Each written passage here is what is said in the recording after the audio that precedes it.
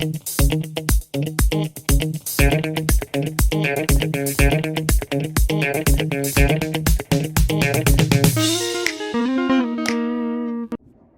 there, it's me again. So you all probably recognize the plant that's behind me, right? So the question today is, what will happen if I touch it? Although that one is too easy, right? So let's look at another question that might be a little bit more interesting.